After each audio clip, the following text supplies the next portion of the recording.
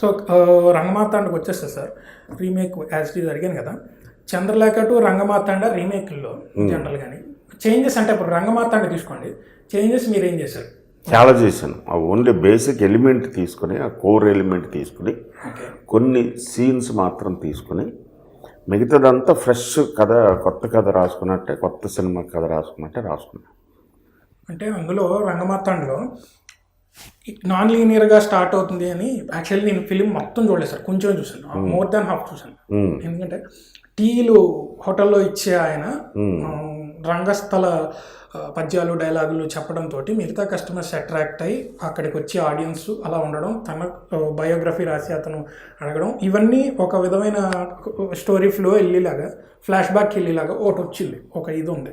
అంటే ఆ non linear ప్యాటర్న్ని అలాగే ఉంచారా అని మార్చారా? అలాగే ఉంచాను.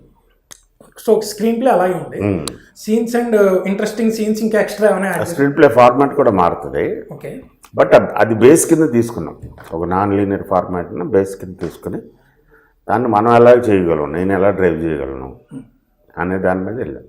కానీ మిత్రుడి క్యారెక్టర్కి ప్రోటోగోనిస్ట్ యొక్క ఫ్రెండ్ క్యారెక్టర్ బ్రహ్మానందం గారిని తీసుకున్నారు చూసారా, లిటరలీ అది ఐరనీ అనిపించింది. అసలు ఊహించలేదు మేము.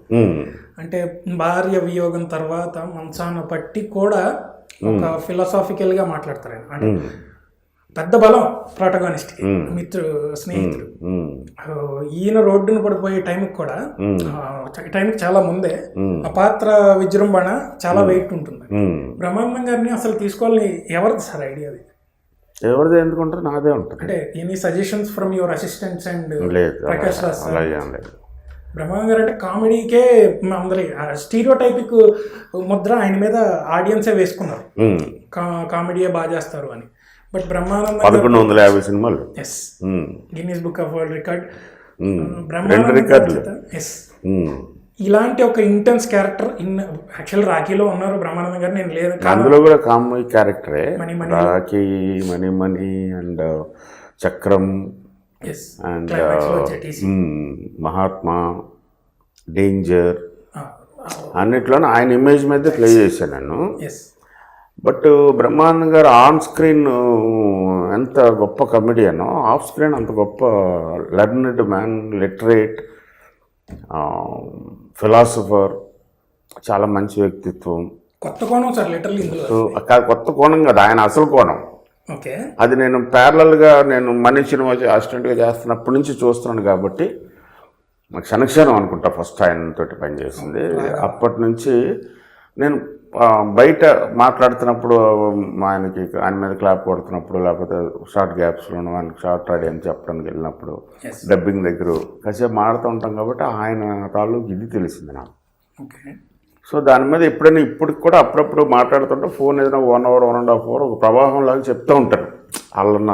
అల్లసాని పెద్దన, నన్నయ్య, తెక్కన, శ్రీనాథ్ కవి సార్వభౌముడు, పోతన, అన్నమాచార్య, ఇలాగ వెళ్తూ ఉంటాయి తెలుగు సాహిత్యం దాంట్లో. ప్లస్ బోల్డ్ అంత ఏమంటారు లౌకికమైన జ్ఞానం ఉంది, మనుషులతోటి ఎలా ఉండాలి, ఎవరెవరు ఎలాంటి వాళ్ళు అనే ఒక అనాలిసిస్, అవి ఇంట్రెస్టింగ్ అనిపించి ఈ క్యారెక్టర్ అనుకున్నప్పుడు వై నాట్ హిమ్ అని అనిపించింది. Very first option. Very first option. అప్పటికి 4-5 జనరల్గా ఒక రొటీన్గా వచ్చే కొన్ని ఆప్షన్స్ వస్తాయి. అద్భుతమైన బ్రిలియంట్ యాక్టర్స్ ఉన్నారు. కానీ నాకేదో పూర్తిగా ఏమంటారు సాటిస్ఫై అవ్వలేకపోయాను. ఇది కాదు, ఈ ఇమేజ్ ఏదో వేరేగా ఉండాలి ఆ ఫ్రేమ్లో అన్నప్పుడు ఆయన తట్టి ఇమ్మీడియట్గా ఆయన్నే ఓకే ఆయన వెళ్ళి అడిగాను. నాకు గర్వం తెలుసా సార్, రంగమార్తాండ అసలు అనౌన్స్మెంట్ ఇంకా జరగలేదు. నక్షత్రం తర్వాత ఆ గ్యాప్లో నేను మీకు గుర్తున్నాను లేదు, వెరీ ఫస్ట్ మీటింగ్ మీతోటే దోసిటి చినుకుల బుక్ రిలీజ్ చేయడానికి మీరు బుక్ ఫేర్కి వచ్చారు. తర్వాత సినిమా గురించి 5-6 క్వశ్చన్స్ మిమ్మల్ని మామూలుగా వేసి తర్వాత సినిమా గురించి అడిగితే రంగమార్తాండ గురించి ఫస్ట్ నాకే చెప్పారు మీరు. ప్రకాష్ రాజ్ హీరోగా నేను తీస్తున్నాను, నేను ఫిలిం ఏంటనేది సస్పెన్స్, ఏమేమి చెప్పను, but there is an intense drama in it అన్నట్లుగా నాకు రివీల్ చేశారు.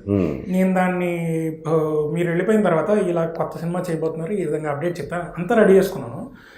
నా బ్యాడ్ టైం ఏంటంటే ఆ మెమరీ కార్డు క్రాష్ అయింది. మళ్ళీ మీ అవకాశం, మీతో అపాయింట్మెంట్ 4 గంటలు దొరకలేదు. అప్పుడు కనుక అది రిలీజ్ అయి ఉంటే కంటిన్యూ నేను అవే చేసుకుంటుంది.